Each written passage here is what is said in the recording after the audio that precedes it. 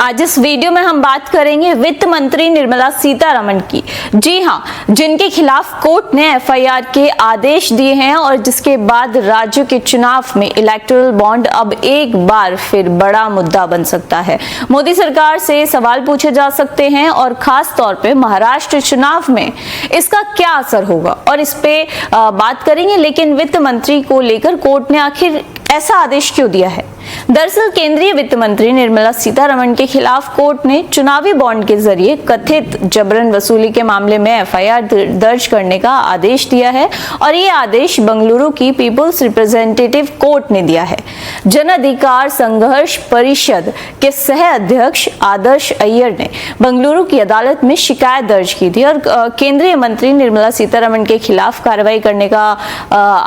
निर्देश देने की मांग की थी। आदर्श अय्यर ने आरोप लगाया था कि चुनावी बॉन्ड के जरिए धमकी देकर जबरन वसूली की गई है और जन अधिकार संघर्ष परिषद ने पिछले साल अप्रैल में 42वीं ACMM कोर्ट में याचिका दायर कर केंद्रीय वित्त मंत्री निर्मला सीतारमण, ईडी अधिकारियों, बीजेपी के राष्ट्रीय अध्यक्ष JP नड्डा, पार्टी के अन्य राष्ट्रीय नेताओं, बीजेपी के तत्कालीन कर्नाटक अध्यक्ष नलिन कुमार कटील, BY विजेंद्र के खिलाफ शिकायत की थी। अदालत ने शिकायत पर सुनवाई करते हुए बेंगलुरु के तिलक नगर पुलिस थाने को चुनावी बॉन्ड के जरिए जबरन वसूली का मामला दर्ज करने का निर्देश दिया। बेंगलुरु की अदालत ने याचिकाकर्ता की शिकायत पर विचार करने के बाद बेंगलुरु के तिलक नगर पुलिस को एफआईआर दर्ज करने का निर्देश दिया है और याचिकाकर्ता की ओर से वरिष्ठ अधिवक्ता बालन ने दलीलें रखी हैं। मामले की सुनवाई 10 अक्टूबर तक के लिए स्थगित कर दी गई है। फिलहाल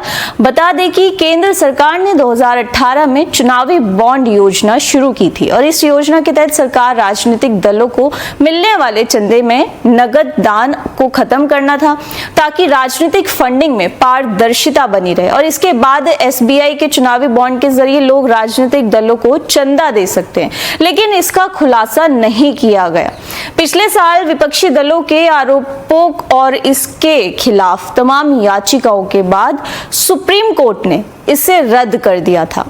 और अब जबकि वित्त मंत्री के खिलाफ ऐसा आदेश इलेक्टोरल बॉन्ड के मुद्दे को एक बार फिर हवा दे सकता है और क्योंकि विपक्षी नेता लगातार आरोप लगाते आए हैं कि ED, CBI जैसी संस्थाओं के जरिए पहले दबाव बनाया जाता है और उसके बाद भाजपा के लिए चंदा लिया जाता है और उसके बाद फिर ढील दी जाती है। लोकसभा चुनाव में भी विपक्षी नेताओं ने इस मुद्दे को जोर शोर से उठाया था और अब राज्यों के चुनाव में एक बार फिर ये मुद्दा गर्मा सकता है क्योंकि वित्त मंत्री के खिलाफ एफआईआर के आदेश हुए हैं और खास तौर से महाराष्ट्र चुनाव में, क्योंकि बड़ी बड़ी कंपनियां महाराष्ट्र में काम करती हैं। मुंबई को भारत की आर्थिक राजधानी माना जाता है। अब वहां पर चुनाव होने हैं तो इस मुद्दे पर विपक्षी नेता एक बार फिर मोदी सरकार को घेर सकते हैं। ये जबरन वसूली वाला मामला महाराष्ट्र के चुनाव में खास तौर पर जोर शोर से उठाया भी जा सकता है और आपको याद होगा कि राहुल गांधी सहित तमाम विपक्षी नेता इलेक्टोरल बॉन्ड के मुद्दे पर JPC की जांच की मांग भी करते आए हैं और अब क्योंकि एफआईआर दर्ज करने के आदेश दिए हैं बेंगलुरु की स्पेशल कोर्ट ने, तो उसके बाद विपक्षी नेता एक बार फिर इस मुद्दे को उठा सकते हैं। लेकिन फिलहाल निर्मला सीतारमण पे इलेक्टोरल बॉन्ड को लेकर जो एफआईआर उनके ऊपर दर्ज हुई है उसको लेकर आप क्या सोचते हैं? कमेंट बॉक्स में अपनी राय जरूर बताएं और देखते रहें वॉइस ऑफ इंडिया। नमस्कार।